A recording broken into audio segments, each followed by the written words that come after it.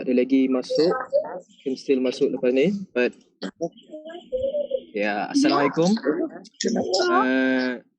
Tolong. Okay, Assalamualaikum. Good evening. Selamat malam semua. So hari ni kita akan cakap about KANDERSTEG International Scout Center. So there are a few scouts from international. So if you all don't mind, I'm going to speak in English. But if there's anything that you're not sure of, you can ask me in Malay lah. Alright. Okay. Without further ado, everybody can see my screen, right? If you can put thumbs up.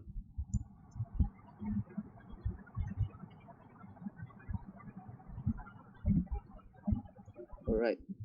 So, what is KANDERSTEG International Scout Center? So, KANDERSTEG International Scout Center is the World Scout Center located in the Switzerland, in the Swiss Alps.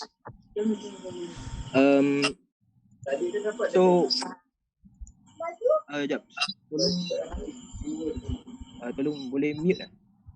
Nanti kalau ada soalan boleh tanya. Alright. Okay, so I'll continue. So the KANDERSTEG International Scout Center was formed in 1923 when Baden-Powell, he thought of a place where there is need for a permanent mini jamboree. So a World Scout Center where the feeling of a jamboree can exist full time throughout the year. So after the first World Scout Jamboree, they searched and searched for a place, and they found that this place in KANDERSTEG in the Switzerland is suitable for this place for the World Scout Center. Next, so the World Scout Center is the place where bringing scouts of the world together in an alpine environment. As you can see, the very nice scenery, and it's very good for activities and also to raise awareness of global issues whilst living BP's dream. So the center today consists of a chalet. So there's the whole big chalet over here, and then there's also a big campsite which can house almost 2,000 people. So there's chalet. It acts like a hotel center or like a lodging for guests as well, for scouts and non-scouts.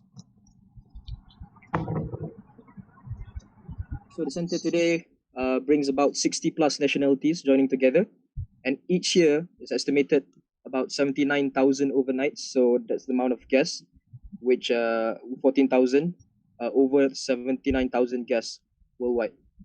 So 60 plus nationalities is including the short-term staff, long-term staff, and even the guests who are staying at the center. So like I said, the permanent mini jamboree is in the heart of the Swiss Alps, KANDERSTEG International Scout Center in Switzerland. You can find the coordinates here. So this is, I'm going to talk about the background of Kisc before talking about my experience. So how to travel to Kisc. Basically, Kisc is in the middle of Switzerland. Zurich is the main airport in Switzerland. And then there's Basel, Bern, Geneva, and Milan. It's also 65 km from Bern, which is about 1 hour away by train. And from Zurich, it's about 2 hours, 30 minutes or so. So these are some practical information about the city.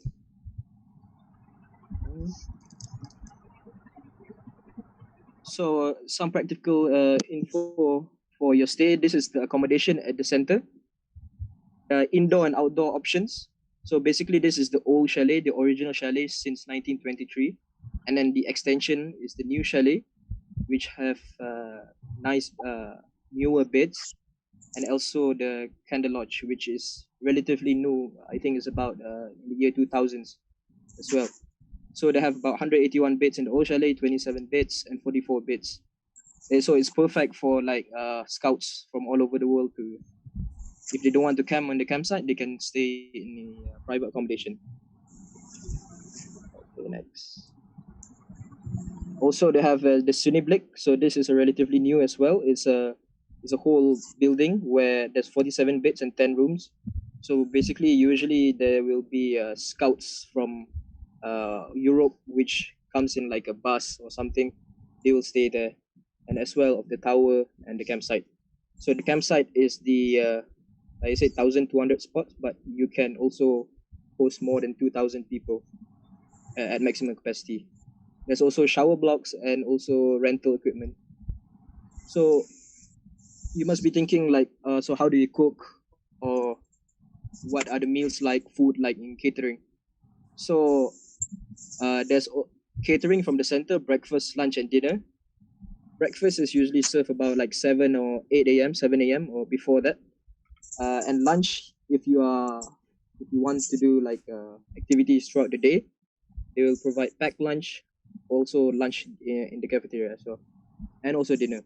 But there's also the option of self-catering. So self-catering, if you're worried about allergies or halal food or this kind of stuff, you can also opt to have this a special kitchen, guest kitchens, where you can rent and you can buy food from the supermarket. You can cook your food there. So as well as the campsite, we also have some facilities there. Okay, so these are the rentals. These are the campsites. So you can rent everything from chairs, tents, tables. So you don't have to bring everything from Malaysia or your country, you see. And this on the right is the guest kitchen. Okay.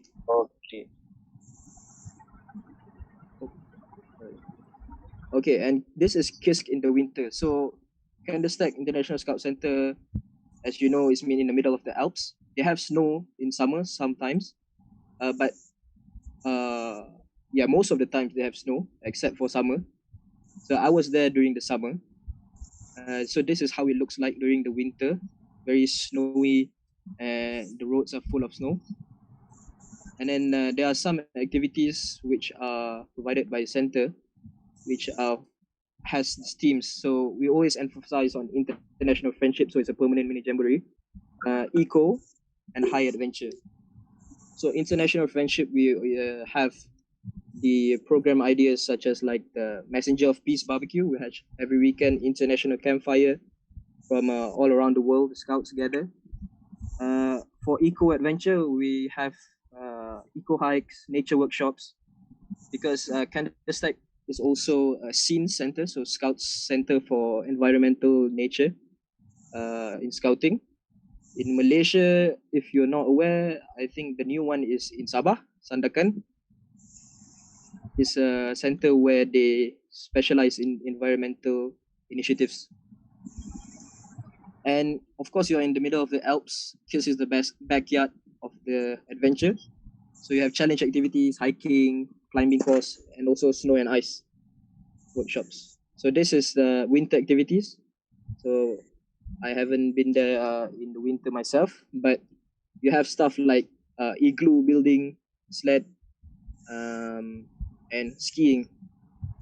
So I will talk about the pricing and budgeting later on, so you can gauge whether like you want to visit or you want to like volunteer if you're interested. Okay, so next you have guided activities and self-guided activities. So at the center, so there will be a pinky. So pinky is a short-term stuff or long-term stuff, as you can see, like my T-shirt. So the short-term stuff and long-term stuff, they have their own specific job in the summer and winter seasons and the other seasons. So during the summer, they usually have these guided activities and self-guided activities. So guided will be more like hiking in the Alps, where you don't have any like experience of going, or any like workshops or scouts go solar, any eco initiatives, that will be guided. But self-guided activities, you can have a route card, and you can do all the trails in the around the center itself. Okay, moving on. So every week, what's special about KANDERSTEG International Scout Center is that they host this International Rover Week, which is sort of like a World Scout mood. per se, but it's a smaller scale because the first World Scout mode is actually held in the KANDERSTEG International Scout Center. So they have this tradition where every year they have International Rover Week, whether it's summer or winter, and it's open for all rovers around the world. So whoever interested, you can start saving money if you want. All right. Okay. So this is some checklist for top tips for your next trip to Kisc. You have to decide on the timing. So decide which season do you want to pursue your adventure. So mostly, yeah. Dengar. So begini. Pergi. Ringin nak pergi. Ringin lah. Alright, continue Banyak. Free semua. Okay. Naik flight dulu lah. Flight sendiri. Okay, so I'll continue. There'll be timing. Decide on the right season for your adventure. Summer is more like a permanent mini jamboree comes alive. Winter is where you want to experience the nature in the snow. Next, we have planning. So we have to fundraise, start getting in touch with the center because sometimes the accommodation will be fully booked. But for now, you can start planning for the future lah. Fundraising, pricing. So there's also some discounts for the use WOSM category. So if you're not aware, in WOSM there's the higher GDP countries will pay slightly more than the lower GDP. So this is like a counterbalance for everybody to experience the scouting experience. So next, so safety at Kisc. So I'm sure everybody is like, so how's the safety? Everything is we have risk management, safeguarding, safe from harm policy. All of it, all of the staff are trained. So the long-term staff are very experienced as well. So meet your hosts. So the pinkies. Pinkies are the short-term staff. So if anybody's interested, the Scout volunteers running the World Scout Center. Short-term staff, as you can see in the name, is only short-term, 3 months. They are from all over the world. They assist the center during each specific season. Long-term staff is more like catering manager, house manager, campsite assistant, PR, administration. And also the senior management team is who runs the Scout Center. So everybody from the director, staff development director, program director is all included in senior management team. So this is Sersha. So she was my during my season. So what she has like a testimonial is I've been given opportunities that my regular life just doesn't offer. So I've climbed mountains, cleaned toilets, recycled the dream, fixed things, made friendships and memories to last a lifetime. So yeah, even if you're cleaning toilets or you're guiding scouts, you'll enjoy your time then. So how to become a pinky? So this is the rough, this is the only requirements besides other requirements after. This is the main requirements. So you must be a registered member, WOSM. So WOSM or WEX. So Girl Guides are also allowed. Be 18 years or older. There is no age limit, but I think the younger the better. No lah, but it's around like 30. There are short-term staff who are more than 30 years old as well, and able to communicate in English. So because you have to get this guest interaction as well. Okay, so for more info, if you want, you can log into the website, and this is the address. Okay, so I'll go on to my next slide. Any question for now in the chat? Feel free to ask. And then so we have this form. So today is sekali dengan anjuran Pengakap Kuala Lumpur and Pengakap Kelana Kuala Lumpur. So we have this borang kehadiran. So you can fill your attendance there in the link. So the Mandy has put in the link there. Alright. Okay. So let me start this one. So apa itu Kisc? So what is Kisc? So I briefly talk about Kisc just now. So this is a bit of myself. My name is Zairin Adam Abdul Aziz. I'm from Kuala Lumpur Charlie Rovers, and I served as the short-term staff in 2018 summer. So the months from June to September. And this is a picture of me with the KL Scout flag. So yeah. So a bit of the backstory. So I'm going to talk about the story of Kisc, because at the end of the session today, I'm going to run a short Kahoot quiz. So just for fun, just feel free to join later. So the story of Kisc, 1906 to 1922. So that's the construction of this Loschberg Tunnel in Kandesteg. So this Loschberg Tunnel was a mining tunnel where miners just go through this tunnel in the Swiss Alps. And then the first scout camp in 1907 was in Brownsea Islands by Lord Baden-Powell. So scouting was founded. 1908, the chalet was built. So the chalet was actually built for the miners to stay in. So the Loschberg Tunnel was actually connecting another canton in Switzerland. So canton is like a daerah or district, but it's in Switzerland. So it's different cantons. Sometimes they speak French, sometimes they speak German, sometimes they speak Italian. So this tunnel actually go through the mountains. And Candlestick International Scout Center being near the mountain, this is where so the chalet was built for the miners first. And then the tunnel was opened 1913. First World Scout Jamboree was in 1920 in London. And 1922, in a visit by Baden-Powell and Chief Scout of Switzerland at the time, Walter van Bonston. So they discovered the chalet and he suggested to Lord Baden-Powell. So this place is suitable for the mini permanent jamboree. So that's where it all started. The next 1923, Lord Baden-Powell, he actually bought this chalet. So this is the original chalet alongside the Kander River. That's why it's Kandesteg. And it opened in 1923.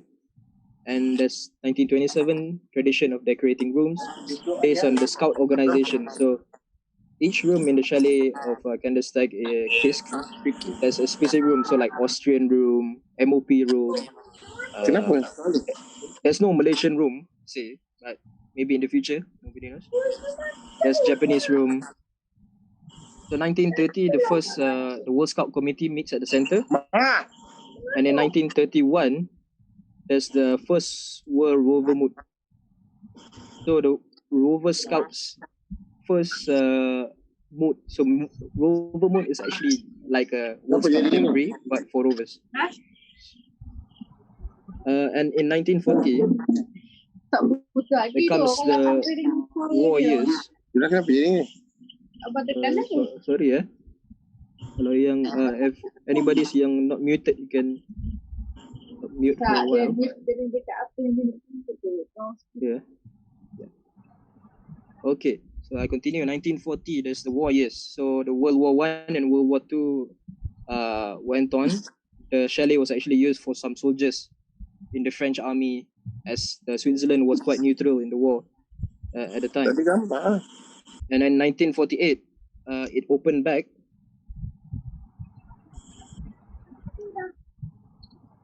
Okay, yeah.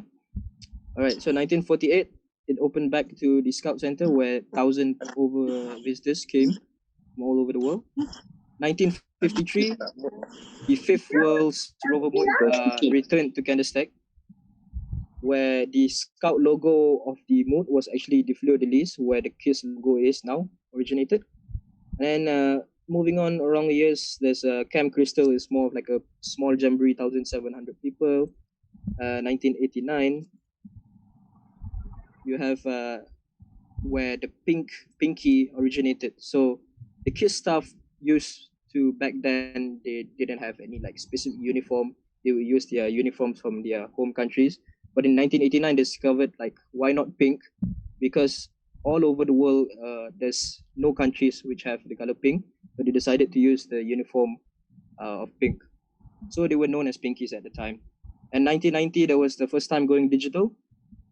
And in 1992, there's the hosting of the 9th World Scout Mood as well. So Kisc has hosted about 3 World Scout World Scout Rover Mood. 1996, the chalet extended, the old chalet, and the new chalet was built, as you can see. And then the flag tradition began. So if you're not aware, there's all the flags hanging from Kisc. So they are the one actually. They are the one that actually stay as staff or guests at the center. So if that season has more nationalities than the flags, then they will take turn maybe like half way through. Okay, and then 2007 they hosted the Candor Jam. So 2007 we actually celebrated our 100-year anniversary of Scouting, but unfortunately not everyone was able to join the World Scout Jamboree in UK at the time. So why not celebrate in the Kisc Alps if you don't have the opportunity to go to UK? So they hosted the Candor Jam with about 1,800 guests and 150 staff. And 2009, more recent, there was the Candor Lodge in Sana Blake was built. 2013, the Jubilee year, so 90th birthday of Kisc. 2014, the 68th BP Fellowship event was held. Boleh. Boleh je mama mesyuarat. Kalau tu putus lain. Okay, so more recently, 2016, we had the Welcome to Kisc project. So where in KANDERSTEG, they improved the road system, they made a large pedestrian and meeting space in the front main building. They also renovated a bit. And in 2017, the second World Scout Education Congress. So the first one was held in Hong Kong. So the second one was held in Kisc in 2017. In 2018, Kisc celebrated the 95th birthday. And a bit of these open positions right now. So the earliest open position for anybody who wants to be a spring short-term staff. So spring is starting in March next year, in June, till June, in a duration of 3 months. So you have the deadline for application is 23rd September 2020. So what do you need? So this is where I said like I'm going to explain what are the more the requirements. So these are more like formalities per se, where they assess who to be picked for that particular season. So basically, during the winter, spring, and autumn seasons, they are considered low seasons, and summer they are considered high seasons. So during the low season, there's only about 11 short-term staff, 12 short-term staffs, but in the summer there is usually about 30 short-term staffs. So it depends on which season you want to apply to. Each season has their own like specialty. So you would need a motivation letter, so 1-page letter to introduce yourself. Who are you? Why do you want to apply for Kisc? What makes you like? What are your experience? They can help you work at Kisc, and what your scouting life looks like. So just 1 page is very simple.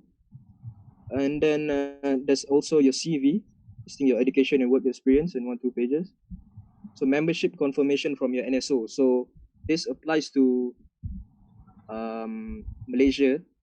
Based on my experience, you would have to apply through your rover crew, or if you're a pemimpin, then you send your letter to the district commissioner, so Pesuruhjaya Daerah, and then Pesuruhjaya Daerah will send to Pesuruhjaya Negeri stating that you're a member of this so and so state, and then Pesuruhjaya Negeri akan bawa kepada Pesuruhjaya antarabangsa. So international commissioner will sign this letter to confirm that you're a member of PPM or your NSO. So I think this is similar to other countries as well.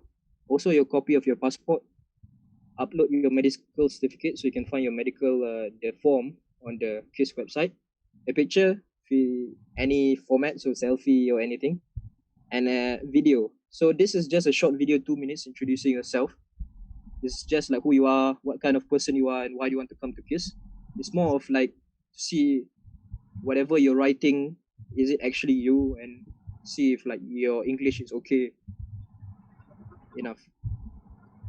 And also a reference letter, so it can be someone from your education, work, or scouting life that can refer you that you are suitable for the job at Kisc. Okay, so I'm gonna talk about my Kisc experience. So before that, is there any questions? If there's any questions, you can unmute and ask, or you can ask in the chat. Okay, so this is my experience. So I was in summer 2018. It's probably different from other pinkies in other seasons, but this is my personal journey.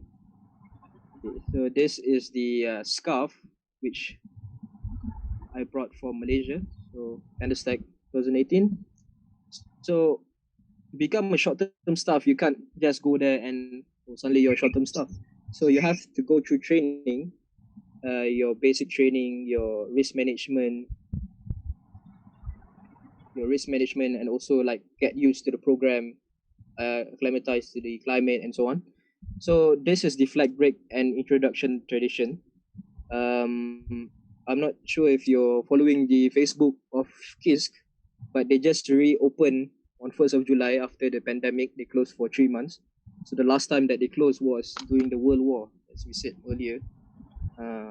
So this is the flag break where the short-term staff are introduced to the long-term staff and the helpers, which so they are welcome to the Kisc family. So during my season, there were 39 short-term staff actually.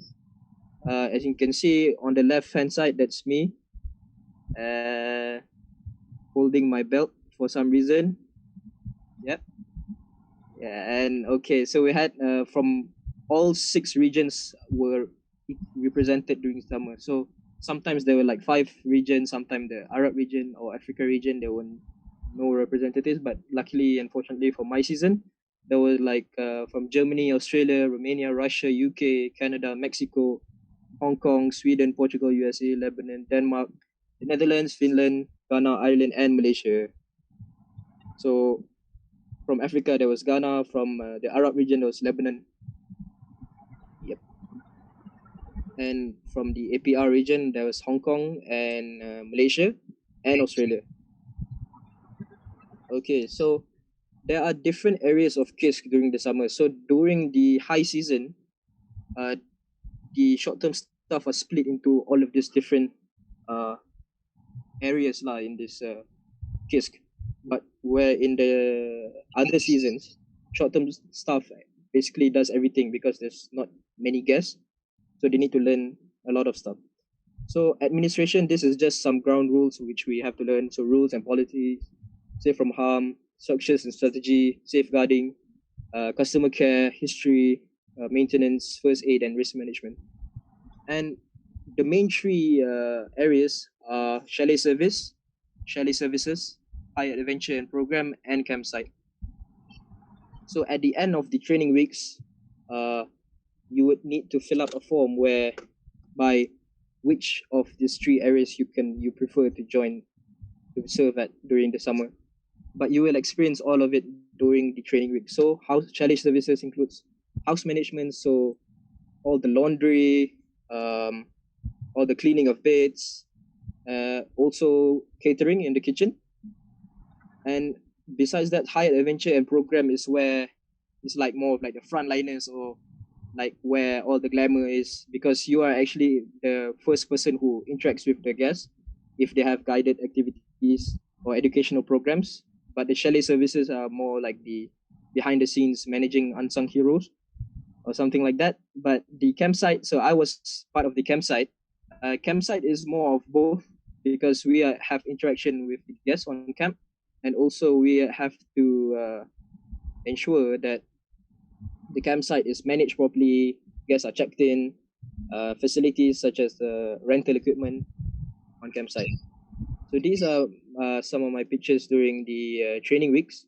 So we get to know, this is the campsite office on the top left. We're learning how to check in guests, cashier, rental. On the top right, there's like we're experiencing activities which are run during the summer. So all the short-term staff are split into patrols. And also on the bottom, we have some rock climbing, so actual rock climbing. So in Malaysia, or you have always like the synthetic rock climbing inside the shopping mall or something like that. But here we actually climb rocks. And then this is the upper hut. It's a mountain hut which we have to climb on the mountain. So during my short-term staff period, I actually set out to do the Scout of the World Award at the same time. So we have to satisfy a few sustainable development goals, and because as Kisc is actually SWA, it's a SWA base, Scout of the World permanent base. So I actually set out volunteer service goals for five volunteer goals. There's a question in the chat by Oliver. So are they accepting for next year short-term stuff? For now, I think they're accepting. They just reopened the Scout Center. But during the summer, right now is the beginning of summer. Unfortunately, there's only European Scouts at the center serving as staff right now, because other people from other regions couldn't get any like visa, as travel restrictions and so on. So coming back to the volunteer service goals I put, so it was experience all areas of the World Scout Center, promote Malaysian scouting and culture, take part in activities, serve at the World Scout Center with focus of development, peace and environment, and learn as much as knowledge as possible. So the first one, so I'm gonna explain it all through pictures so you can visualize what I'm trying to achieve. So experiencing all the areas of the World Scout Center, as I said, I was part of the campsite team, but on my days off, you have days off 1.5 days of every week as a staff. You can save your days off like for the next week, so you have 3 days off. So I went become part of the program team for a day. I took a group of scouts from UK up for a hike to the Golden Horn Hut with my friend Emily from the US. Besides that, I also went on another day off. So these are scouts from Utah, USA. So I met actually my friend Tony Woodard from Utah, USA in the World Scout Jamboree in 2015. So he was part of the leader of this group. So I took him on a hike up to the upper hut in the mountains. So this is how the situation is in the hut. You need to bring the food supplies up to the hut as there's no limited electricity. And then these are the way up to the mountain hut as well. So we have a lot of guests during the summer. There could be times where you would share the accommodation with other guests. So these are my friends Ross and Emily, who are also hike guides.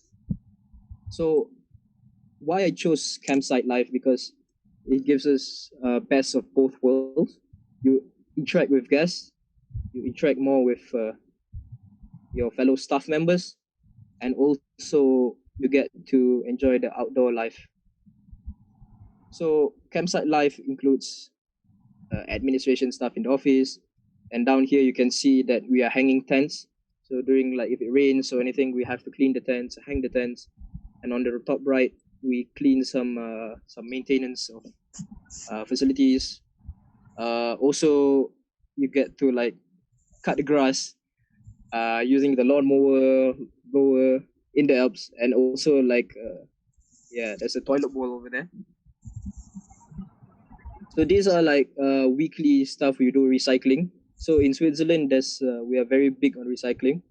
There's actually more than like 12 categories on hard plastic, soft plastic, aluminium, metal, batteries, paper, and so on, which I think we can try to implement in our countries in Malaysia, Indonesia, and so on. But it is very impressive how they sort out. So we are in the campsite. This is the recycling center. We bag it in every time, separate plastics. We bring it every week to this big recycling center. Even the plastic bags cost about 12 francs each, which is this big plastic. 12 francs is about 48 ringgit for one. So that is why recycling is taken seriously in Switzerland as well. So besides that, I explored other areas of the center. There was catering on the top left. So we serve some food. On the bottom left, this is my catering manager and catering assistant at the time. So I volunteered during one of my swap days to work with the catering. On the top right, there's so during the low seasons, there's firewood collection. They dry up the firewood for use during the summer. And on the bottom right, there's this international barbecue for guests during the summer. So I was one of the catering stuff. Okay, so moving on to the second goal of mine is promoting Malaysian scouting and culture. So during when I arrived, it was early June. At the time, it was Ramadan. As a Muslim, I was the only Muslim there at the Scout Center. And that was the last 10 days of Ramadan. If you follow me on Instagram, I've explained a bit about it. So my short-term staff family, my Pinky family, was very nice, and they celebrated Eid, Hari Raya Aidilfitri, or Eid Aidilfitri, with me on the top left picture, and then we shared our experiences. And bottom left, there was international evening for staffs. International evening is held every week during the summer, whereby all the countries in the who are present at the center will set up a booth and share their culture, share their food. As you can see on the top right, this was taken when Miss Lau was at Kisc at the time for the Scouts Go Solar training, Scouts Go Solar ambassador training. So I was very excited and to see another Malaysian scout over there. So this was taken during the international evening. She brought sweets from Penang, Jeruk. We shared all our stuff from Malaysia lah. And this is the typical atmosphere on the bottom right of the international evening. It's very feels like a mini jamboree lah. Also, it's a Scouts Go Solar training base. So Scouts Go Solar is sponsored by Solar Africa, if you're not aware. Solar Africa is a company in Switzerland. So by this director Tina, so she holds Scouts Go Solar training every year in Kisc.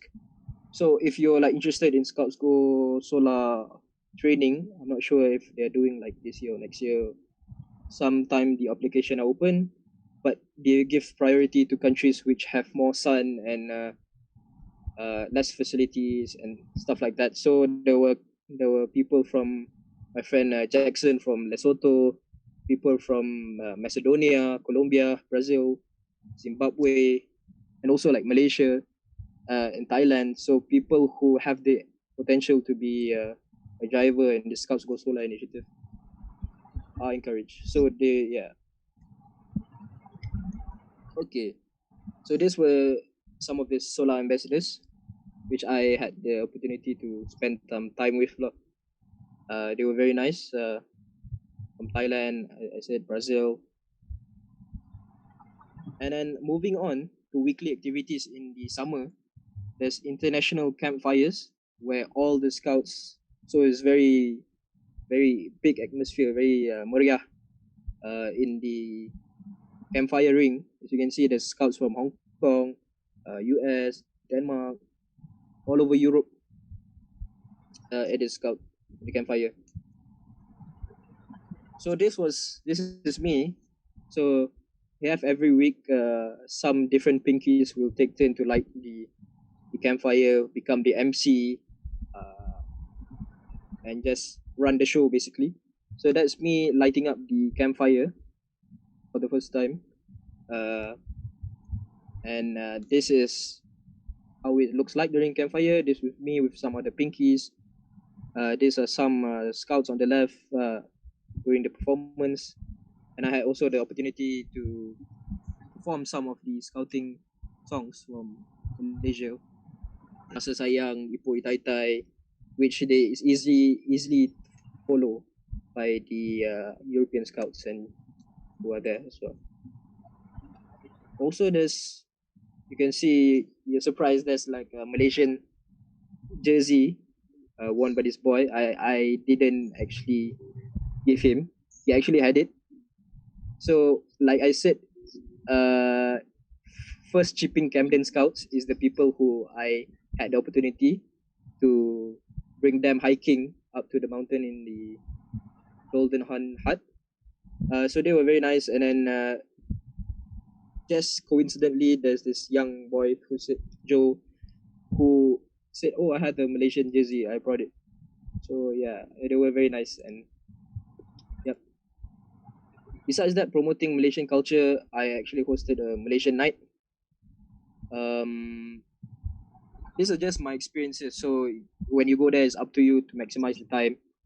Or if you're a guest there, you can just like invite other guests to join in like your party and stuff like that.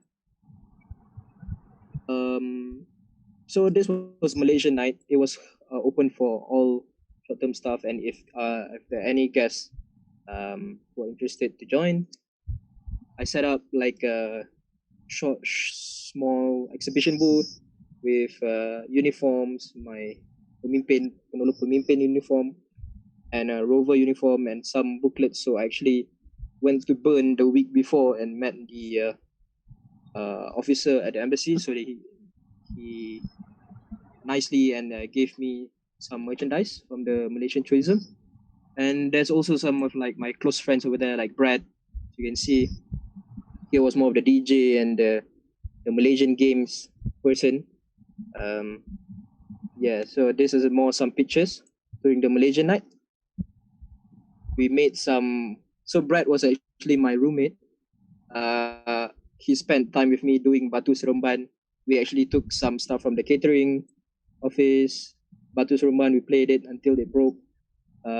Bottle caps, more some Malaysian games, and we cooked as well. So as you can see, I brought some paste and so on. There's nasi lemak, kari sayur, asam pedas, and yeah. So if you're going there, you can like make the most out of the opportunity there to share your culture, and because everybody is more curious to know about where you come from in the scouting community. So this is a bit more, and then in this nasi lemak, this was actually my first time cooking nasi lemak. Yeah, so at the supermarket, I couldn't find any like jasmine rice, so I used some basmati or something like that, and then I took some coconut milk from the catering. So just improvising, it turned out okay. This was when we celebrated National Independence Day, Merdeka, 31st August, but it was, yeah, we recorded a short message. You can find like the video on YouTube as well. What I did. Okay, so thirdly, there's the take part in activities that have a scouting impact. So luckily for me, during 2018, it was the year of 100 years of scouting for Rover Centenary. An International Rover Week for the Centenary Edition actually happened at Kisc. So they came back, they said first World Scout Moot was at Kisc. So we'll do a 100-year anniversary for Rovers at Kisc as well. So there were all these participants. So I had the chance to be involved in this Rover Centenary celebration. And then there was a special Rovers Centenary campfire by Felipe and people from Wozum. It was quite grand as well. It was, brings you back to know like what actually roving is about. As all the rovers from the participants, there were about maybe 40 of them, 50 of them. They are very like enthusiastic about rover scouting, and they share their experience. Okay, so next we had August 1st. So at Kisc, there's this thing. August 1st is actually the national day for Switzerland, but it was also the Scout Day in Europe or in the world as well. So we celebrate Scout Day and International and Swiss Day on August 1st. So the celebrations at Kisc is always the biggest, where they have fireworks all over the mountains. This is from the locals who did it. and the guests on campsite is at maximum on during the day. It's more like 2,000 people on the campsite at the time. So these are some of the pictures or the atmosphere on August the 1st. So if you're planning to one day hopefully go to Kisc, you could maximize your time and book around the August 1st period, because that's where you feel like you're at the World Scout Jamboree, but actually you're just at the World Scout Center, because it does feel like a World Jamboree feeling. So these are the some games at the background on the top left. On the top right, there's this British Scouts who are sharing their traditional food, which is actually mushy peas, not so traditional, but yeah, it's quite okay. And on the bottom left is more of the scouting games. They teach origami. There's a lot of like initiatives, eco initiatives. And bottom right is the International Evening. Okay. And during the evening, after all the activities are finished, we have the August 1st parade. So this is where all the scouts gather to parade through KANDERSTEG. So you may think, oh, what is this holding all this fire, this lamp in the middle of a village? So this actually signifies all the countries represented at the time.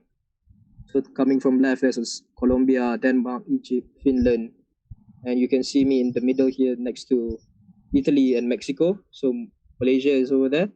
There's Hong Kong, South Africa, and so on. So each person represent their own country, and all the rest are ready for the August 1st parade. This was my view on the top left. This was before the parade happening. My friends from Finland, Marcus and Rita.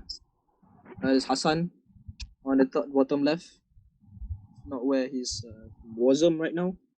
I think he's going back soon. So yeah, on bottom right, some atmosphere before the August 1st parade. This was during the parade itself. Some pictures. I was holding the Wazam flag, walking through Switzerland. Yeah. This was during the night. So we started from the center. They went all the way to the train station, and then there's a big field over there where there's like a campfire and celebrations as well. So this is very, very big celebrations. And fourth, we have my fourth goal was serve at the World Scout Center on the campsite with the main focus of development, peace, and environment. So at the campsite, like I said, there was a lot of opportunities. Even though you're not involved in program, you're involved with guests who come to learn how to recycle. So we are in charge of teaching them. So these are some kids who are learning how to recycle, crushing the tins, and some scouts even have eco badges who come to learn from us. Besides that, we also do other initiatives such as like I said, this was the wood fire. So kayu api, we actually chop it during the summer and during the other seasons. And then we have to bring it in this lorry. So in Europe, actually they drive on the left-hand side. Their steering wheel on the left hand. So I learned this left-hand lorry with four-wheel drive.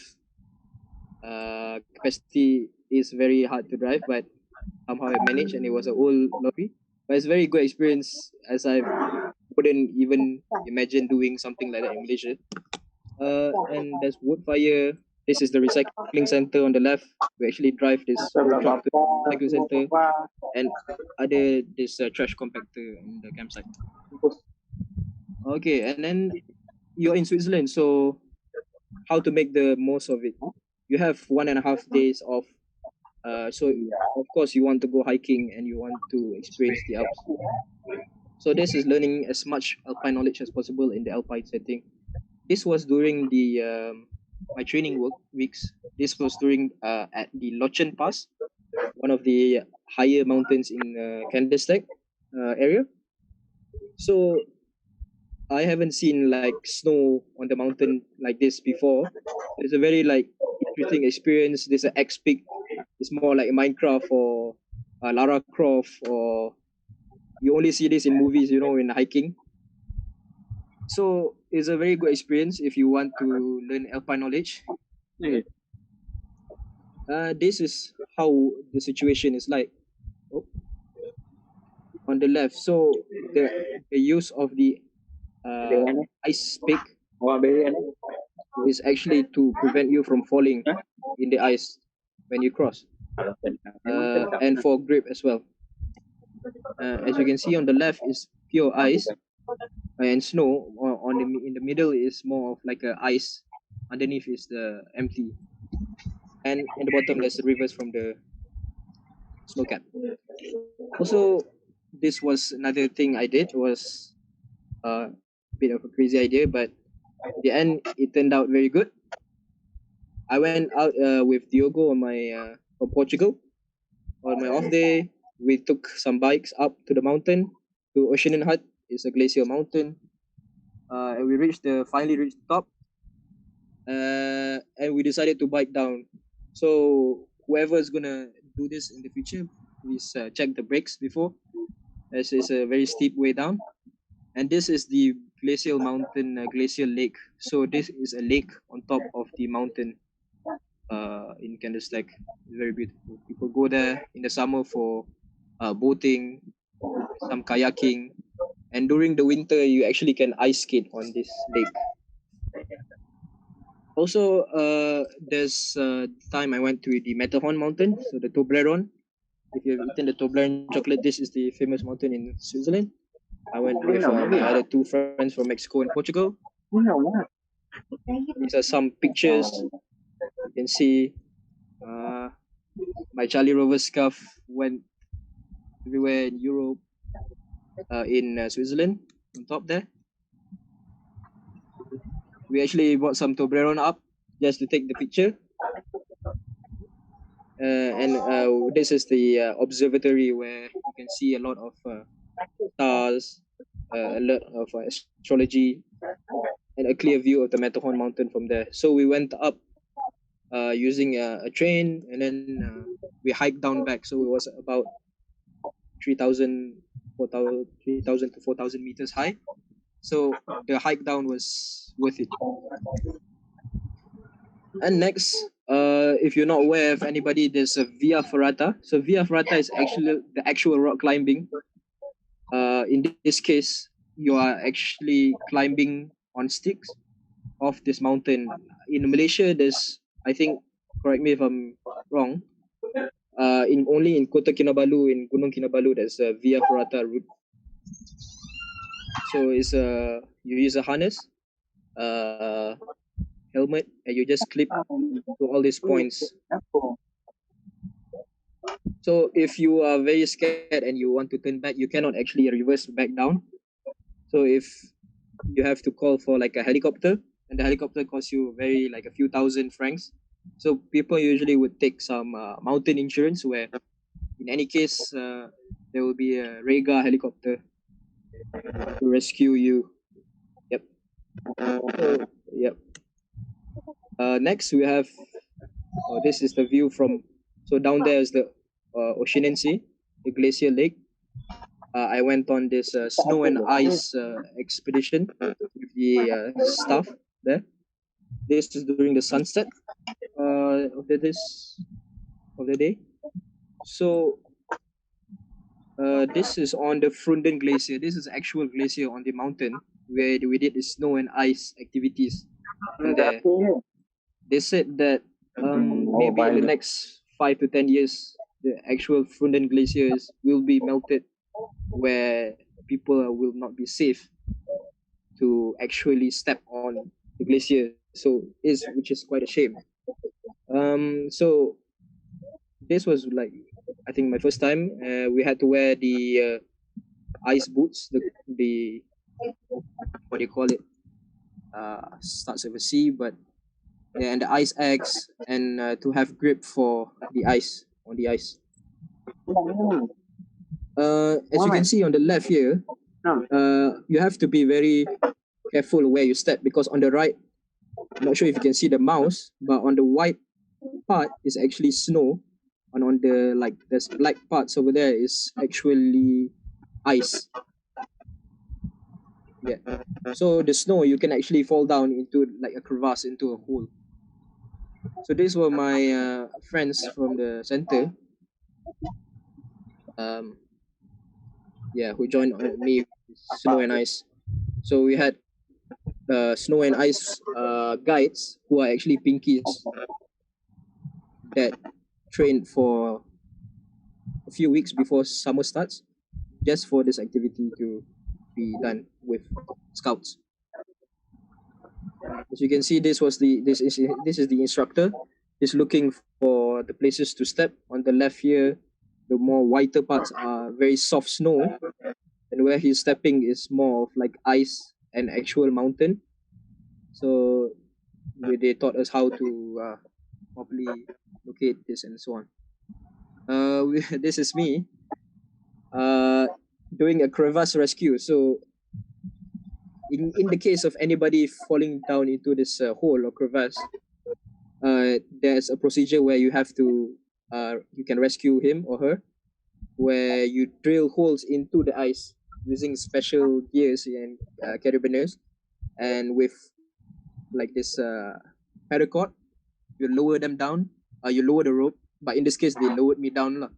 In this case, they lowered me down, and it was very deep. It's more like 30 meters deep, and it's very dark down there.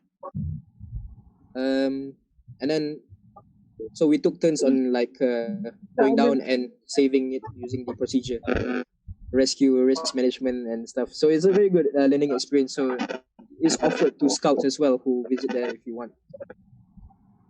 And also, you see this kind of stuff only in movies, from what I know. But I don't know. This is actually climbing ice climbing using the picks like that. Rock climbing is much easier because you actually have rocks from the mountains. But in this case, you actually have to dig your own holes, and the way you work. So we learned how to do that as well. Okay, this was interesting, as the Frunden Glacier is an actual ice. So it's actually not it's not earth or not soil. It's actually ice, which we are stepping on just now. And below the ice, there's actually rivers and an ice cave, which you can actually go, and it's more of like a pure mineral water, Swiss water, down there with river, and you can actually go through inside the cave. As you can see on the right here is actually the glacier, and where I'm at on the left here, on the left here is where I'm actually under the ice.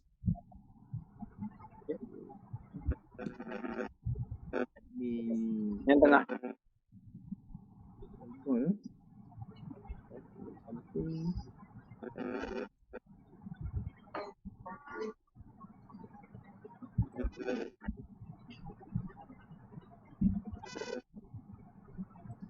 Okay, it's alright.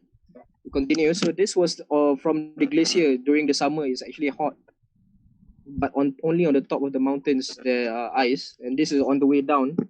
Very beautiful view, and that's the actual lake.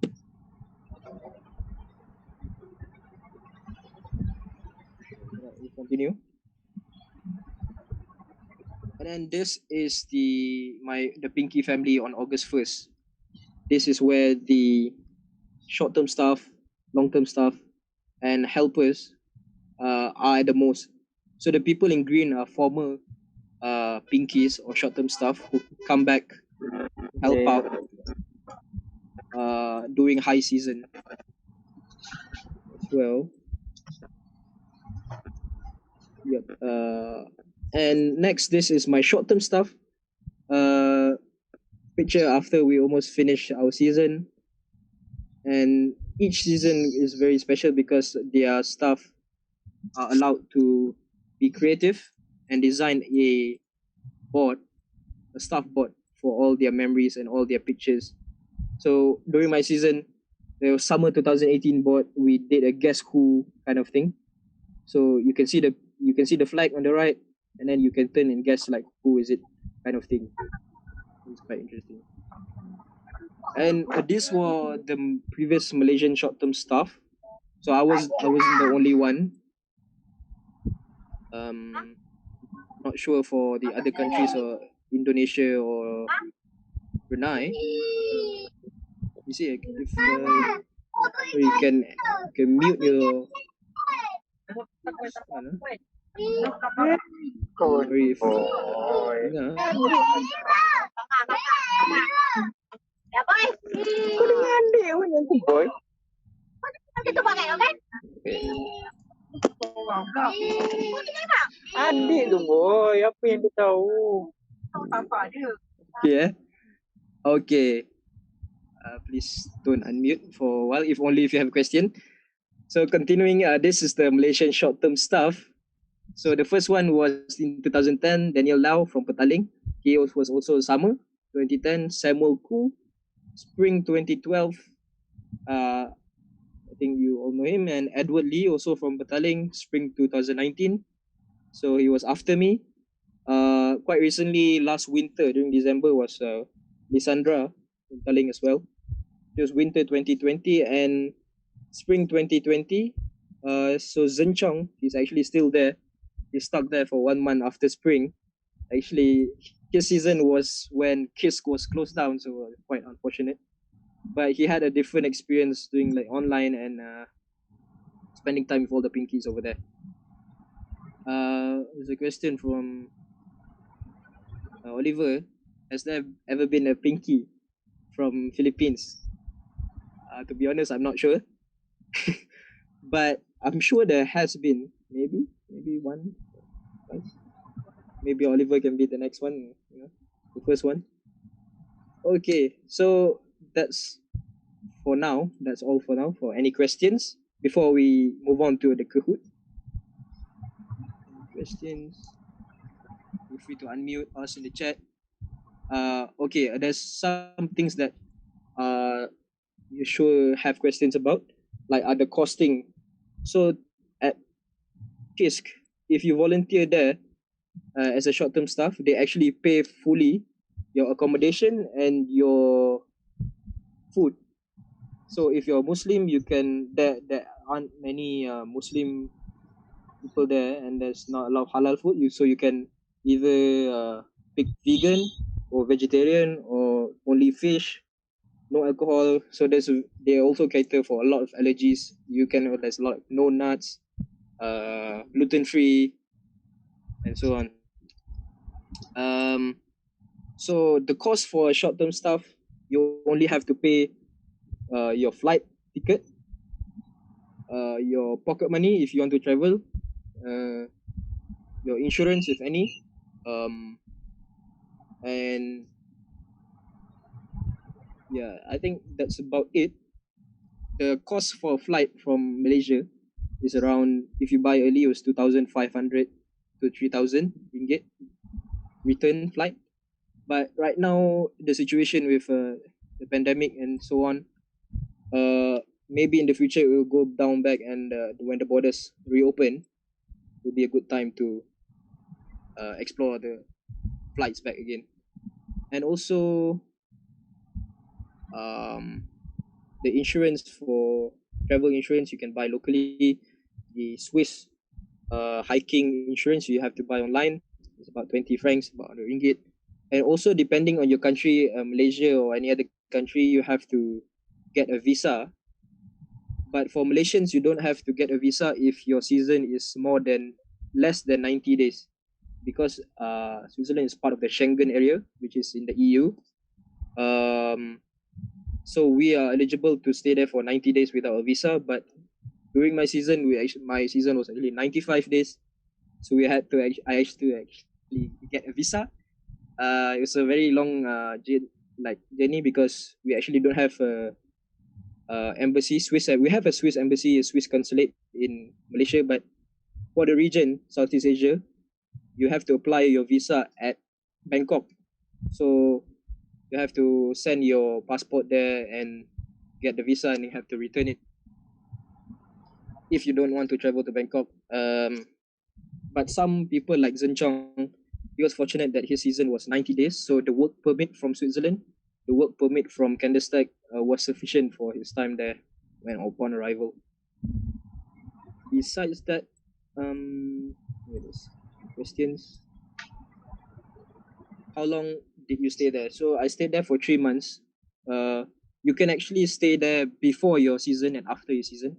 I didn't get the memo, it was quite late. You can actually stay there for 1 week before and for free before your season, and after your season for 2 weeks. And after that, you can stay on as a helper if they need to be, if they need to train the other new pinkies. Is there a maximum age limit to participate? So as of for becoming a short-term staff, there usually is run by young people in the scout center, typically 18 years old and above. During my season, there were a few people who were 30. The director was about 30 plus, maybe nowhere above 40 for now. There is people above 40 in this Kisc committee, but to become a short-term staff, I think they prefer the younger people, 18 to about 30, 35, I think max. Maybe if you plan to be a long-term staff, but the long-term staff is only open for people who have EU passports. So we as Asians don't qualify for that. Even the Americans, the African, the Arab region as well, if you don't have an EU passport, you unfortunately can't be a long-term staff unless there's a special agreement by the Swiss government, like there's a working permit and so on. Is staying there for free post working as staff? Free post working. So that means it's after you become a short-term staff, right? It's a car needed to travel around. So usually there's also one extra cost. If you want to travel around, if you're a frequent traveler, want to make the most out of your time there, we are recommended to buy this Swiss pass for the trains. So it's like a Swiss pass for trains. It's like your Europe train pass. But this Swiss pass, you can actually have like a 50% discount or more on the trains to Bern, trains to Zurich, trains to the airport, because the train over there is quite expensive. For example, if you want to go from Kisc to Zurich, it costs you about 70 francs one way, which is about 280 ringgit. So times 4 is about the same as USD. But once you arrive at Kisc, as I said, you only have to pay for your flight and your pocket money. So once you reach the KANDERSTEG train station, they actually will pick you up from the train station,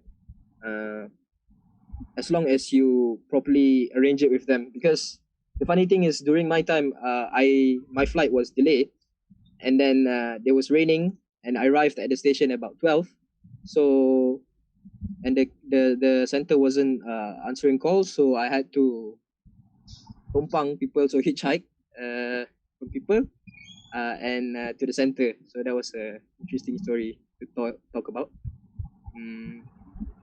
Besides that, usually people just walk around to the other cantons in hiking through the walking path. So there's a lot of like designated walking paths and routes. So you have to fill up a route card. You want to cross the mountain and so on. Just one question from Aida. Since you said that during winter season is a low season, does that mean the percentage to be picked as a short-term staff is low? Okay, good question. I think luckily for us, it isn't quite low, the percentage, because Kisc actually wants diversity and want to be inclusive. So if you're from the Asia Pacific region, Inter-American, African, or the Arab region, then there'll be a higher possibility than the Europeans to be accepted during the low season, because there's a lot of applications especially from UK, Germany, Australia, Austria, and Switzerland, and so on. So during the low season, there will be a higher percentage to be picked if you're from APR. But if you're applying for summer, even higher because there's more spaces. Yeah. Adam? Hello, Adam. Hi. Yep. I have a question. Okay. Adam, can I know about the phones, right? Because since when we reach that place, we can't use our SIM card, right? Yep, So what are the alternatives we can use over there? So we need to buy, or is it at the Kisc they are available? Any SIM card, or can you tell me about it? All right. Thank you. Understand. I think I left out that costing in the my explanation just now. So yes, we usually get the SIM card from the airport. So once we arrive at Zurich airport or anything, we buy this prepaid. Not prepaid. It's like a plan where every month, so you go for 3 months. It only costs you about 10 francs, which is about 40 ringgit, 50 ringgit.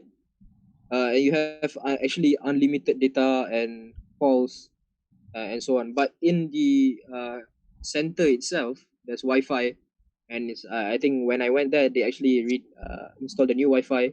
So it has been 2 years since. If you don't want to, you can use the Wi-Fi, but it's very hard because if you want to go for hiking or anything, you don't have signal or you don't have anything, then you can use that for calling and for directions in Google Map and so on. Yeah. So that's about 10 francs per month. Zairin, Yep. I do have one question. Right. Okay. Do you need any work experience to be accepted at the program, for the program? Or I mean, like you do many technical things there. Yep. Maybe you need some experience or technical experience, I mean. So technical experience, you actually don't need it. So in my case, this was my actual first volunteering and I didn't have any work experience. So they just accept it as long as you're willing to learn the new stuff. But of course, like some technical stuff like driving the car, driving the tractor, driving the there's like the small truck for to pick up stuff. You would actually need to have a driving license, so they don't allow people without driving license to drive that. Besides that, other technical things they will teach you and you learn on the job actually. So stuff like lawn mowing, cutting the grass, washing the toilet, or stuff like that, or like if you want to build something in the workshop, you're free to do it as long as you have a supervisor there and stuff like that.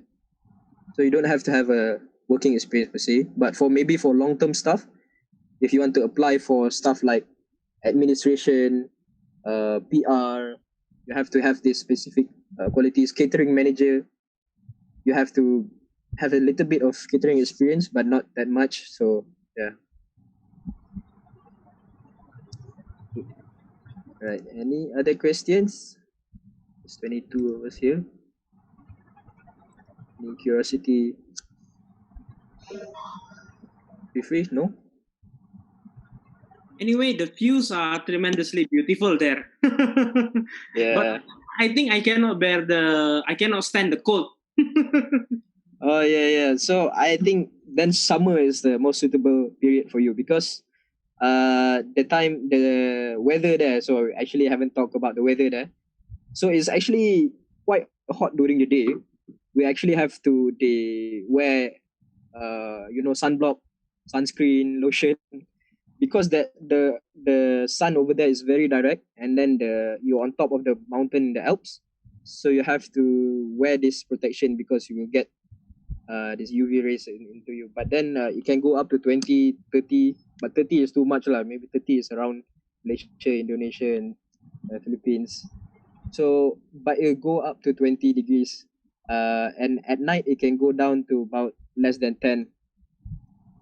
So yeah, you have to bring stuff like rain jacket. You don't have to bring like a thick jacket. Sometimes it's very like 15 degrees is still like okay. You go out with the short-term stuff and all the other stuff. Yep.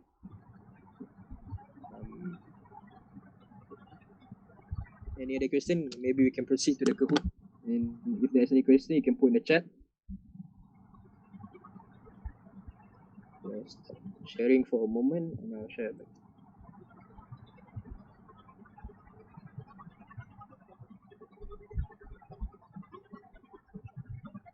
So for the Kahoot, you have to use a different device. So maybe a phone, or you can also use during your laptop if you like split screen or something. And then I will share the screen here. These are just simple questions about Kisc and like scouting in general.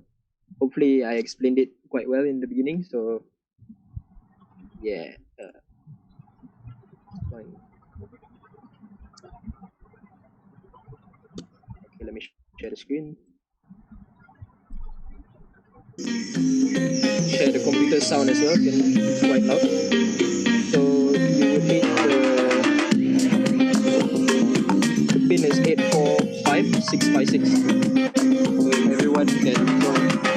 If there's any like winners or anything, I can give a few badges, spare badges from my scouting time in PI, Cari Winners and abroad. We have 22 participants in the meeting, so you can get most of all participation.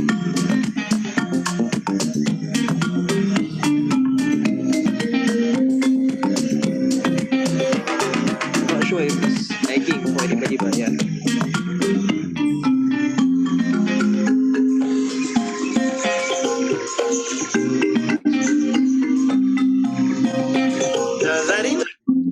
Zairin, can't hear your voice. Can you decrease the volume? Yeah. Okay. It's better, I think. Yeah, now it's better. Okay, I don't think we need the Kahoot sound. Maybe a bit. Sorry, Zairin. No problem.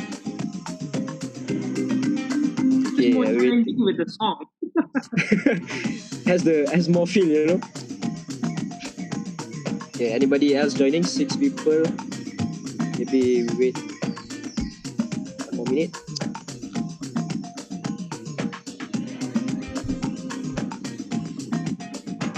No?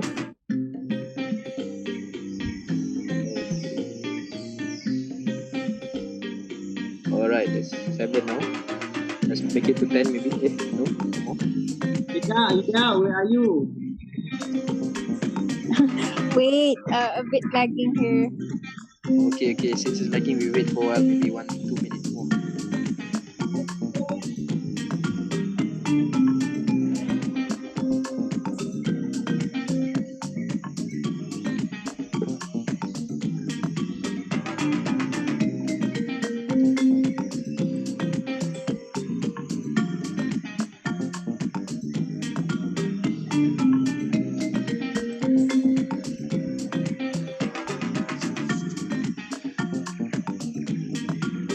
I'm actually not sure about the time limit. I hope it's enough for to compensate the lag.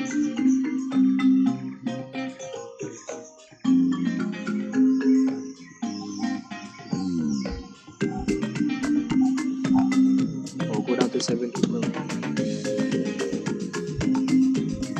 Any more? Okay. If you're still trying to enter, just react with a thumbs up or something like that.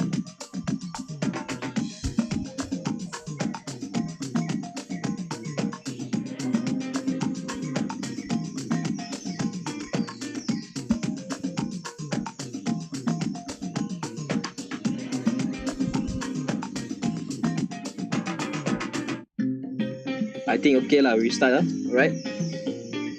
Okay, people.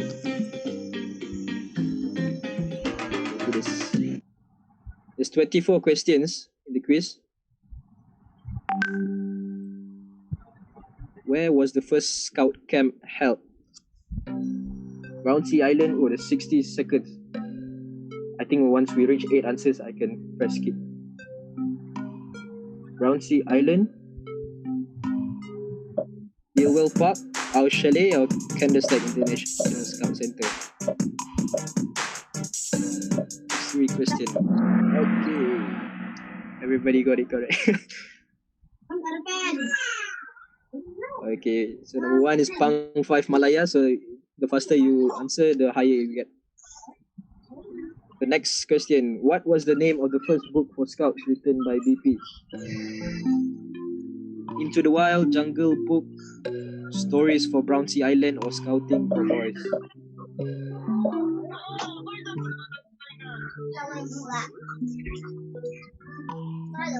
I think you can still join. If you're still waiting, you can still join midway into the game. Okay, most of you got correct. Scouting for Boys on Jungle Book. Okay, so PT. Habis tu pun nak pakai seorang. Ayah tak ada. PT. Pras, bukan? Pas tu saya tanya. Okay, let's join next. Third question, what year did Scouting start? So this, I said it just now. So probably 1919, 1923, 1910, 1907.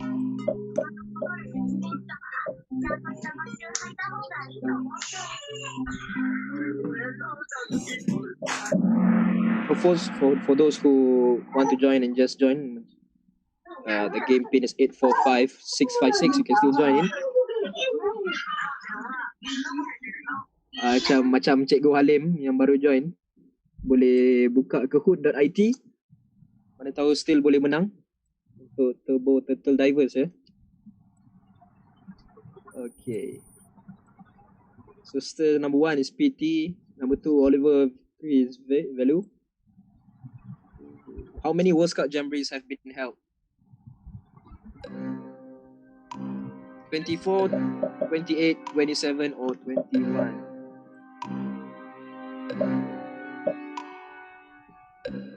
So the last one was held last year in the United States.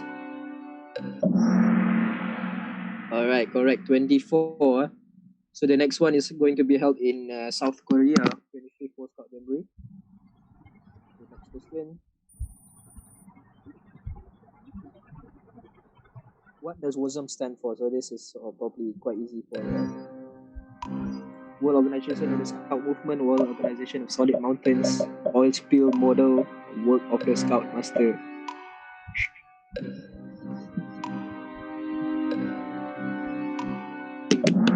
Okay, well done. Okay, moving up the ranks, IBI with a streak right there, streak of 5.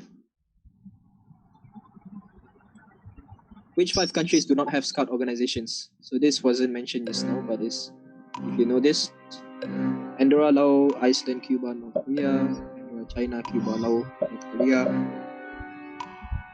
Iceland, Greenland, Cuba, Laos, Korea.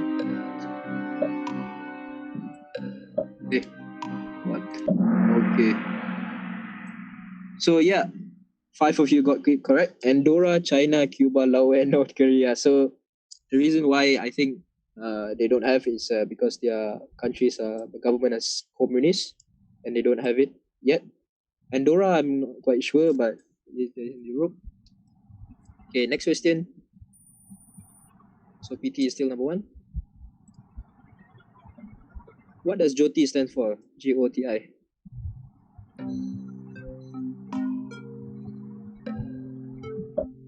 Joining on the internet, jamming on the internet, jazz on the internet, or jamboree on the internet. Okay, alright. It's quite simple one. Okay, so still same standings. Where is Baden Powell buried? Brownsea Island, Kandessteg, Nyeri, Kenya, or Gilwell Park, UK. This is testing your scouting knowledge. Okay, yes, Kenya. It's not actually Brownsea Island. So Brownsea Island was the first place where scouting held the camp. And still PT is on top. Which city is the capital of Switzerland? So This is a tricky one if you're not familiar with Switzerland or in Europe. Geneva, Zurich, Zermatt, or Bern.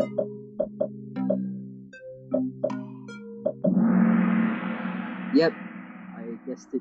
So this has been a misconception. So Zurich is where the biggest airport and the biggest city, but Bern is actually the capital city of Switzerland. Good knowledge for you. Alright, there's more movement in the standings with Ida into fourth. What colors are the Swiss flag? Red and yellow, blue and white, red and white, yellow and blue.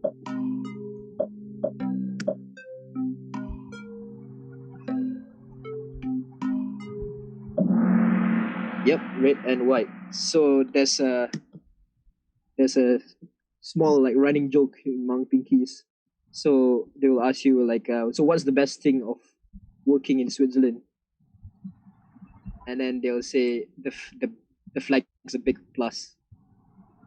So yeah, it's a it's a lame joke. So yep. So number 3 you have Ida, IBI, and ZL for number 5. Amoras. What is the Swiss national flower called?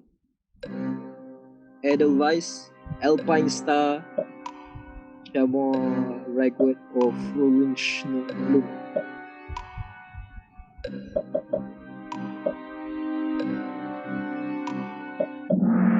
Yep, you have to be lucky or you know this one. So it's actually Edelweiss. The picture just now was it's a lot of it can be found a lot on the Swiss Alp mountains. And yeah, we have a new leader with Ollie and number 2 Ida. Which mountain is shown on the Toblerone wrapper?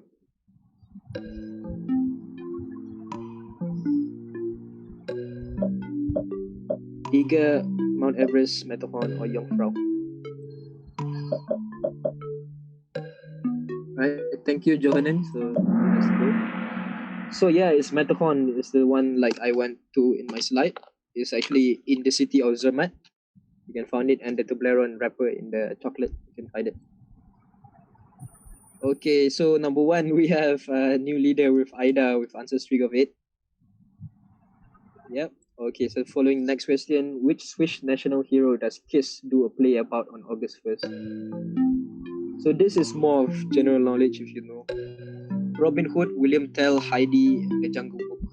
So during August 1st celebrations, the Kisc staff usually do a skit or performance about this national hero. Okay, so most of you got correct. Is yes, correct. Is William Tell. Okay, we have a lot of movement in the leaderboard. What is the country code for Switzerland? CH, SL, SW, or SZ? So it's the country code like in the website .my, .id, .br, or yes. So yeah, Switzerland, even though it's starts with S, is actually CH. Okay. So yep, Ollie back on top. How many cantons or regions are there in Switzerland? So like I said just now, more like districts in Switzerland. Suspense songs right here. This is more of a wild guess. Yes, there's 26 cantons. Okay. There's no movement over here. We'll continue to the next. How big an amount of Switzerland's electricity comes from hydroelectric power? Percent. Yep, 60%. So it's actually a lot of hydroelectric power from the Alps. So when the ice melts, it goes down to the hydroelectric power station. So number 2, we have number 2. Oliver is still on top. When did KANDERSTEG open as a scout center? So I mentioned earlier in first slide. 1907, 1910, 1923, or 1919?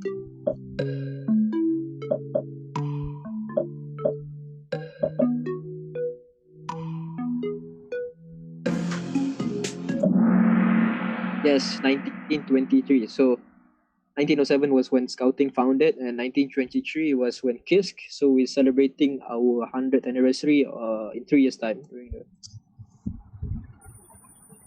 Okay. We have more movement. How many fleur-de-lis does this Kisc crystal consist of?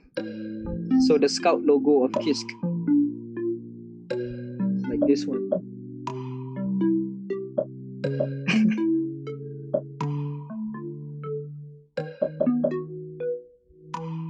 6, 4. Yes, 6 stars on the Kisc crystal. Okay, PT.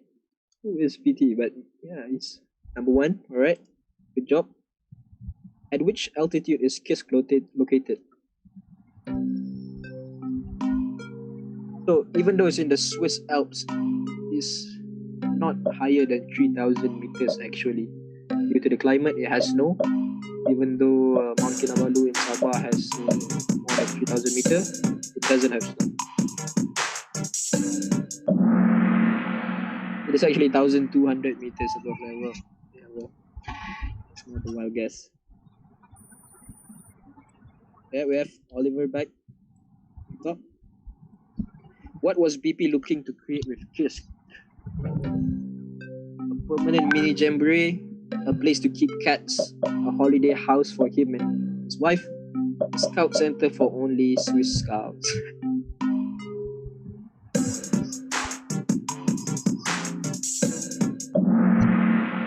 Alright. It is not actually only for scouts. Swiss Scouts is open for everybody around the world. Okay, cool. We have the last 3 questions. What do the flags waving in front of the chalet mean? Nationalities staying at Kisc during the year, they have no meaning. Represent the countries who founded the Kisc. They show the order of recent winners of Eurovision. So Eurovision is like Britain's Got Talent song contest. Okay, right, pretty easy. No movement. What was the chalet used for before it became a scout center? An international school for boys, a cat kennel, a hospital, or the family workers of the Loschberg Tunnel?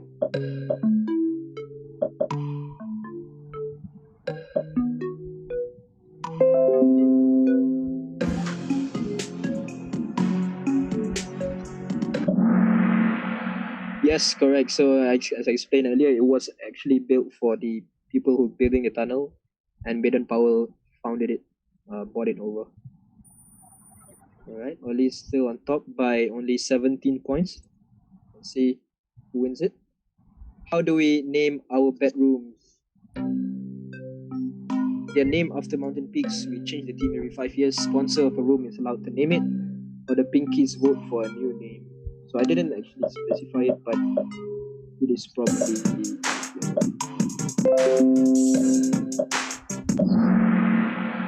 So actually, yes, the sponsor of a room is allowed to name it. So the sponsor could be a person, could be an initiative, or an NSO. So there's NSO like the Japan room. There's also initiative like the MOP room, where the King of Saudi actually buys a room, sponsors a room.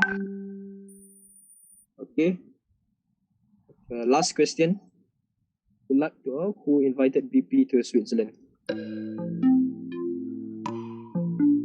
Walter von Stetten, Olive Sinclair, Agnes Baden-Powell, or Jack Higgins. So the chief scout of Switzerland was. Yes, correct. So congratulations. Jack Higgins is actually the current director of Kisc.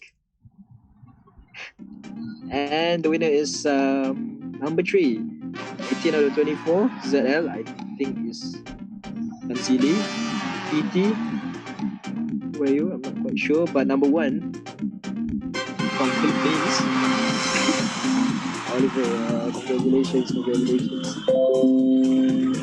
And number 4 and number 5, we have. Let's overall ranking.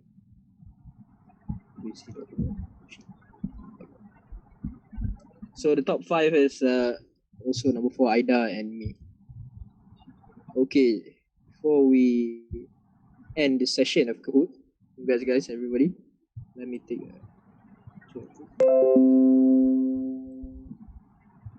is there any other questions in the chat group? Thank you, Press. Nice game. Thanks for sharing. All right. So before I end this question, if you have any questions, I will show you this Kisc website. So if any more information you want to find out, you can find at the kisc.ch. So the country code for Switzerland is not SW, is actually CH. So KISC.ch. You can find whatever the programs are there, overnight, winter, how much it costs, what is August 1st, how to book your stay. So if you want the job vacancy, how do you want to volunteer, practical information. You can also book the accommodation, but also now it's important to find out that COVID-19, the updates are here as well. We are opening, so they are reopening for people who are available to go in Switzerland. So I'm not mistaken, some most of the European countries are opening the borders soon. Say half of your stay, an emergency happened back home. Are you allowed to cut short and go home for the emergency? So yes, we have a lot of, not a lot, like a few exceptions. Like in my season, some people had to go back for studies or some for graduations. So you can actually go back for a while and come back if you want to. Some people just cut short and just leave after that. So it's like a farewell and so on. Zairin? Yep.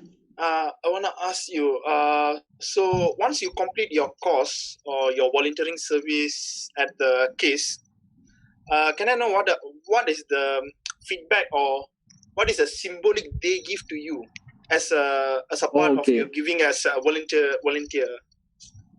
Sorry, right, so I never asked about that. Yeah, no problem. So it's a good question. So in terms of like physical things, you can actually get a pinky scarf. So this is only once you complete your short-term stuff over there. It has changed color now. It's actually fully pink. You get a pair of pink. So to bring back to your NSO, to your country. You get a reference letter from your supervisor. So you actually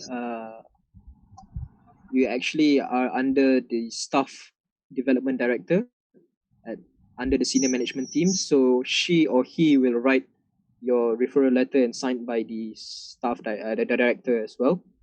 Besides that, as an ex-staff, you're connected to all these ex-staff community throughout the whole world. We also have reunions at conferences, forums, World Scout Jamborees, or anything else.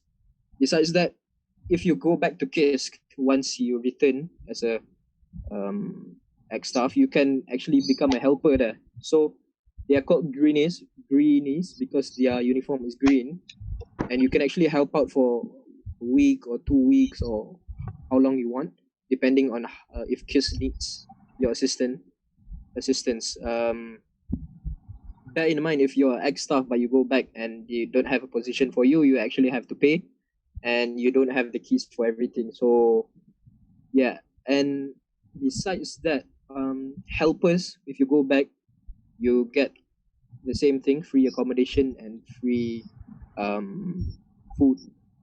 And one thing I didn't mention was the food pricing in the KANDERSTEG or in Switzerland is very expensive. It can go up to 20 francs for one meal, which is about 80 ringgit, 20 USD.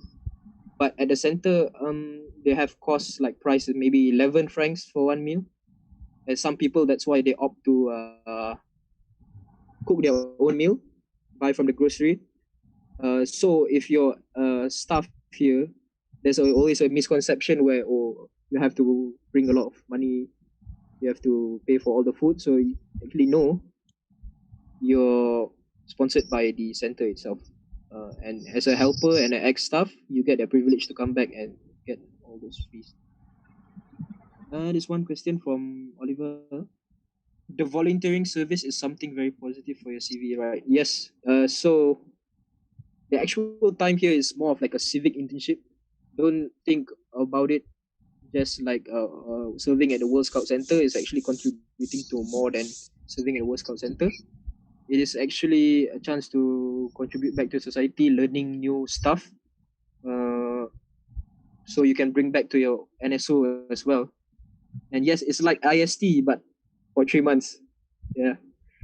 Yeah, exactly. So your volunteering service, because actually you work with a team from all around the world, international, diverse people from different backgrounds.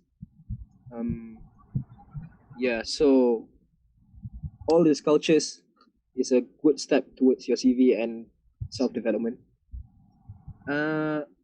One from Tunchan Zili. Do you have to be a short-term staff first before joining as a long-term staff? Yes, I forgot to mention that, but there are exceptions. So you actually, before applying to long-term staff positions, you actually have to be a short-term staff before to qualify to become a long-term staff. But some exceptions, such as administration, because the administration people, they have to have this background of finance and so on, and sometimes they need only Swiss nationality or EU citizens. Also, the people who are professionally hired at Kisc, and you don't have to be a short-term staff, are the PR, so public relations and social media managers. So if you actually are a scout but you don't you want to become a long-term staff and you have these capabilities to be take up this kind of positions, then you can apply for this kind of positions without becoming a short-term staff. But it is totally a different experience. One more for value. Can you elaborate about staff badge? So yes, so one more thing that you get besides a scarf and a shirt, you also get is a staff badge, so which says that a staff of KANDERSTEG International Scout Center, which you can wear on your uniform, but depending on your NSO's approval of where to put it, depending on the allocation. But in Malaysia, we had approval to wear it on the right hand sleeve, if I'm not mistaken. But yep, because you're serving at the World Scout Center, I believe that you deserve to wear it on your uniform to signify that you have been ex-staff there. Any other questions? No? Oh, there's one. Can you get a new badge in case your uniform has been stolen in the future? This is a good question. Oh, welcome Samuel. So Samuel was the second Pinky of Malaysia. So yeah, you cannot actually get a new badge. They said that, so this badge is forever. You have to keep and take care of it. So people sometimes use like a Velcro patch so you can remove it. It doesn't get squashed in the wash, or you don't lose it like in the camp or anything. But so far, like Pinkies who have been quite a while, ex-staff, their badge usually are faded and stuff, so it's quite old. Yes, go serve again, you get a new badge. Yes, that's quite correct. Yeah. So yeah, if you go back as a long-term staff, so you actually can go as a short-term staff once. So the next step is long-term staff or high season staff. Or yeah, you'll get a new badge, I suppose. Yeah. Install a GPS for uniform. Yeah, correct. And helper too. So yeah, Samuel. Helper, I don't think you get a helper badge, but you get a helper scarf. So once you come back as ex-staff as a helper, and you serve for 1 week or more, you have to become a help out for 1 week, and then you qualify to get this helper scarf. Yeah, that's some perks right there. Yeah. Alright. Anything you want to add, Samuel? Maybe you don't. So yeah, he was in 2012 spring, if not mistaken. Low season is different than summer. If not, if there's any other questions, as this is recording, it may be like for future purposes. It may be helpful for people who wants to know more about KANDERSTEG as well. Yes, Oliver, that's true. So if you're going there for the second time, 1 week is not enough to serve. Yeah, best serve the whole season again. Yep, correct. You go there and you spend time 1 week, 2 weeks. You want to jalan-jalan and so on.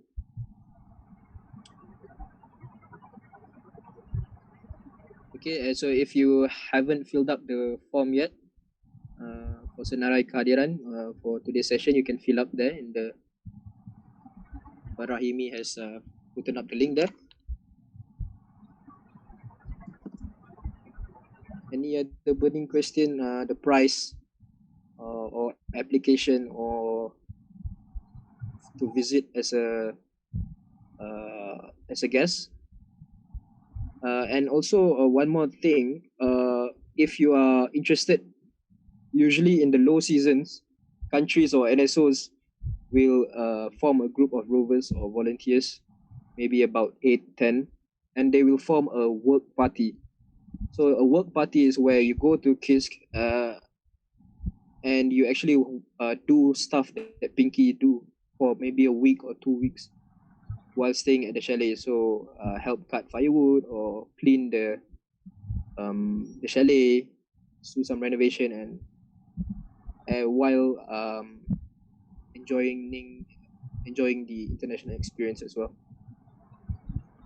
Yep, I think it's getting late before it's 11. We have 7 more minutes before this one. If there's no any other question, will it? Oh,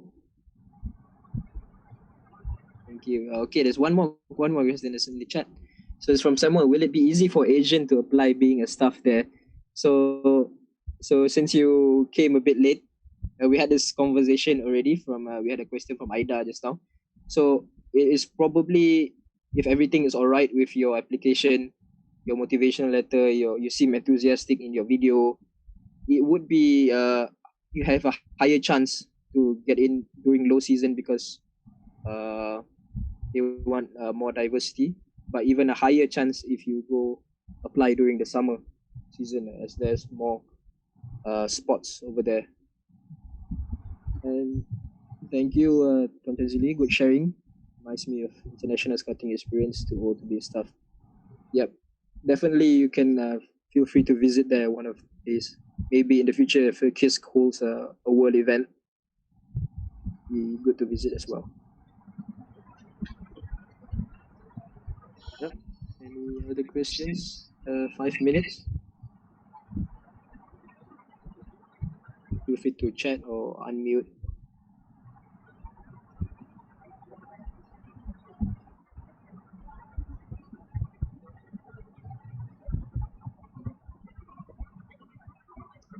Okay, there's from Samuel. Is there an age limit, or is it asked before?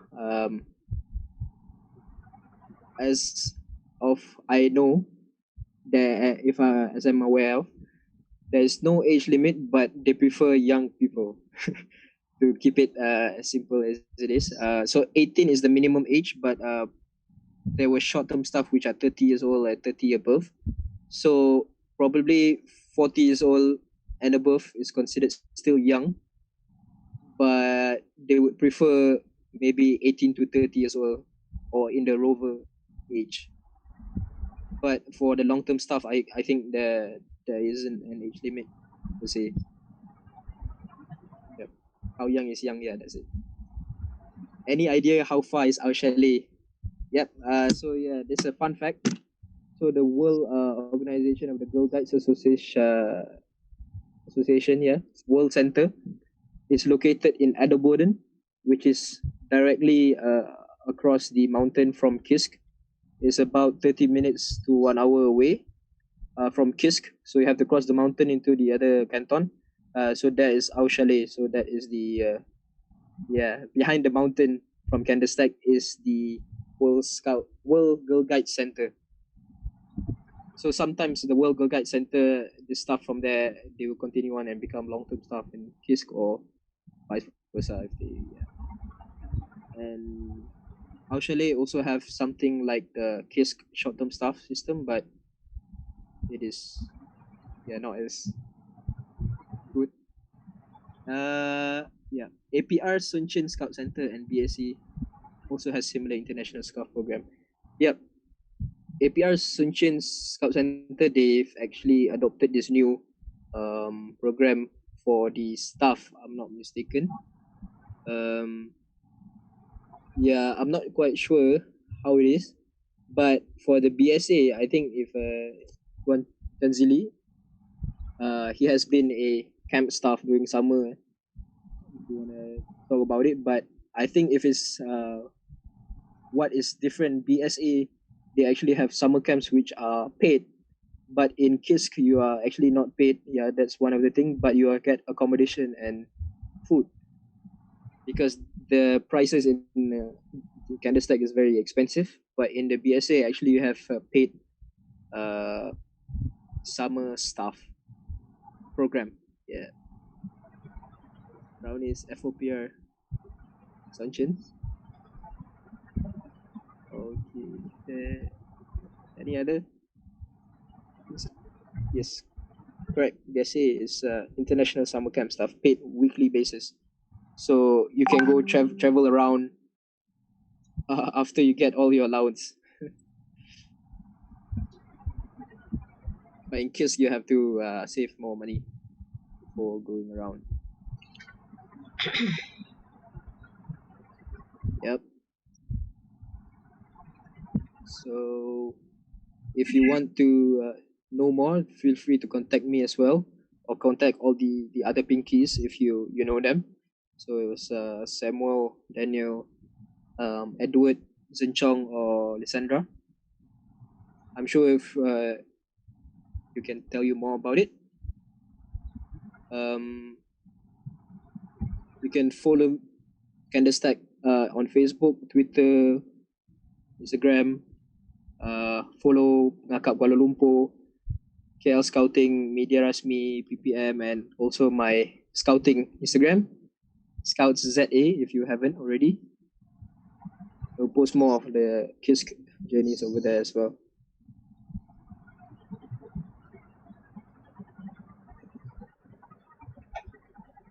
Okay. If there's no other question, I will stop recording, and thank you everyone for coming. Hopefully this session is very useful for all of you. I will try and upload this session somewhere which it will be useful for everybody to watch. Right. Thank you. If you want, it has stopped recorded, but if you want to hang around, feel free. Pras. APR is standing award. No more is I'm too old already, it's for the younger generation, but I can maybe the next sharing session we can talk about